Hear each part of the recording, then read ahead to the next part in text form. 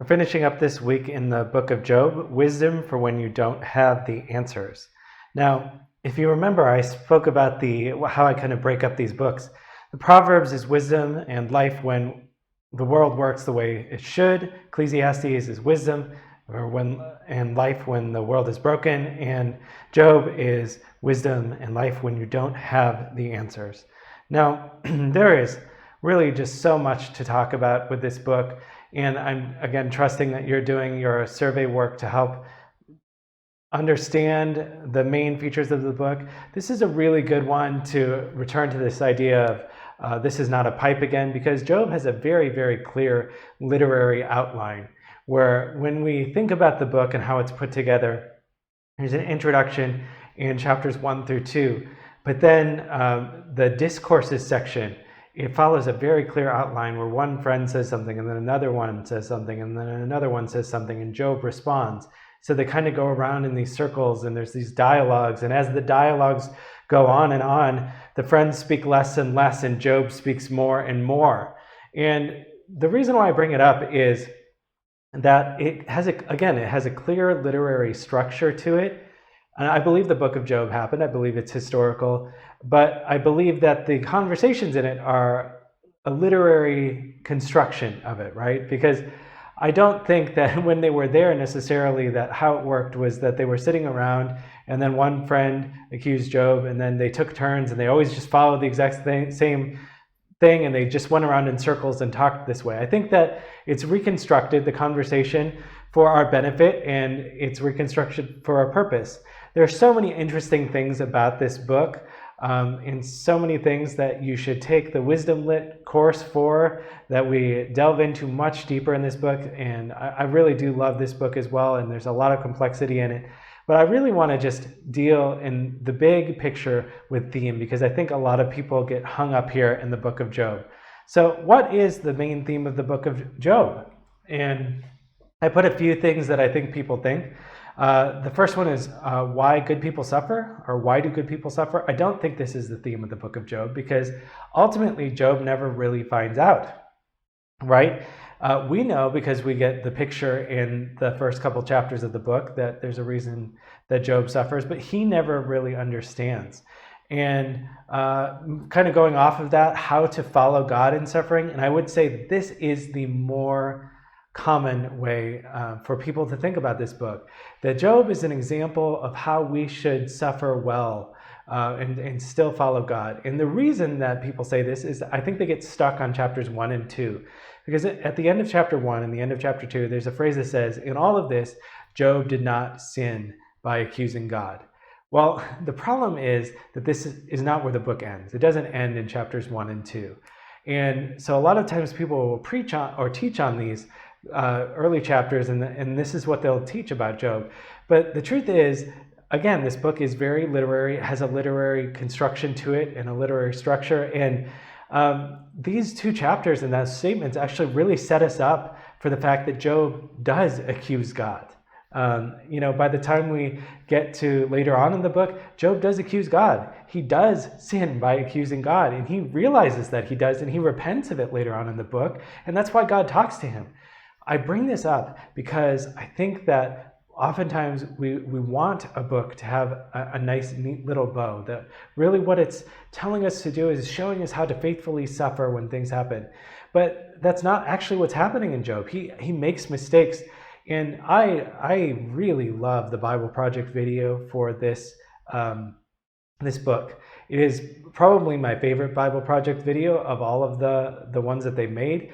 And honestly, I think it is the best teaching, especially for its length, for how short it is on the book of Job, because they just really get to the heart of what is going on in this book, what is important and what is not, and don't get stuck on things. And they really zero in on what I do think is the main theme of this book. How does God run the world? Does he run it according strictly to Proverbs, that if you do good, good happens, if you do bad, bad happens? Or is it something else? Because really what Job's friends are arguing is the book of Proverbs. And obviously we like the book of Proverbs. It's a good thing. So I do want to just steal from the Bible Project because they chart out Job's argument and the friends' argument, and I think it's really helpful for us.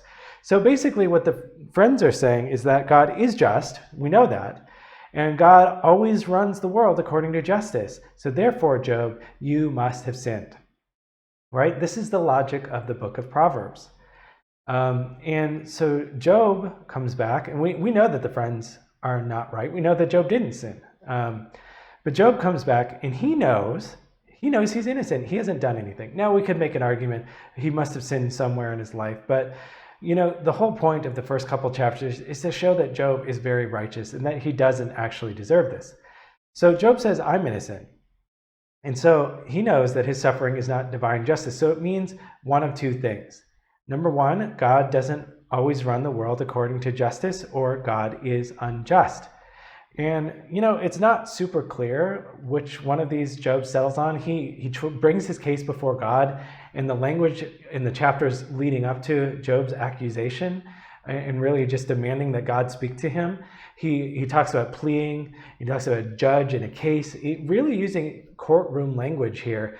And he really is bringing an accusation against God because he doesn't feel like this is fair.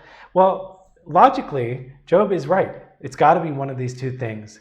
And the conclusion is, conclusion A, I think, that not that God doesn't ever run the world according to justice, but that God doesn't always run the world according to justice.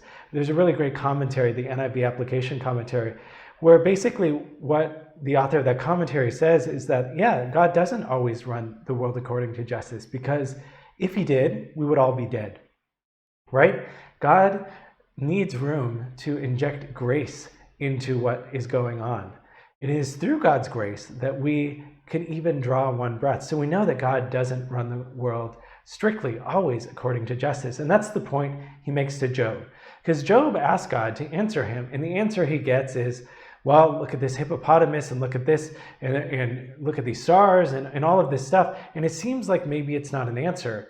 But if you understand what the book is trying to do, it is actually very much an answer. Because what God is saying to Job, he's not saying, oh, you suffered unjustly because look at all this amazing stuff and I'm all powerful. What he's really saying is, Job, the universe is way more complicated than you could ever understand.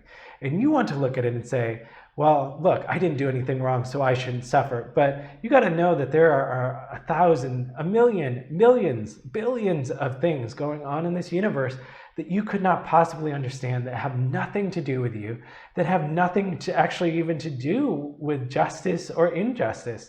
They're just happening, and I'm controlling all of them. So can you please trust me to be in control of your life? And so ultimately, Job learns, and kind of the whole point of Job is to not just say, look, wisdom is Proverbs. That's what the friends are saying, is Proverbs is the only kind of wisdom there is. It's really saying that the world is a very, very complicated place, and sometimes you don't have the answers, and that's okay. Right? So the fear of the Lord in the book of Proverbs was having the humility to understand that God has wisdom and we don't, and we need to go to him for it. The fear of the Lord in Ecclesiastes was understanding that we don't have the ability to control outcomes in life, and we have to trust God to just do that, even if it's sometimes good and sometimes bad. The fear of the Lord in the book of Job is trusting God even when you don't have the answers. No, our impulse a lot of times when we go through suffering is to look and say, well, maybe God's working by doing this. We go to Romans 8:28, God works all things for good for those who love him. And we try and work it out. Well, maybe I lost my job because God's going to give me a new and better job, or this happened for this reason, and we try and work it out. And I think what the book of Job is really showing us, not necessarily telling us, it's showing us through stories that we just don't know. Sometimes we just don't know why these things happen. And that's okay.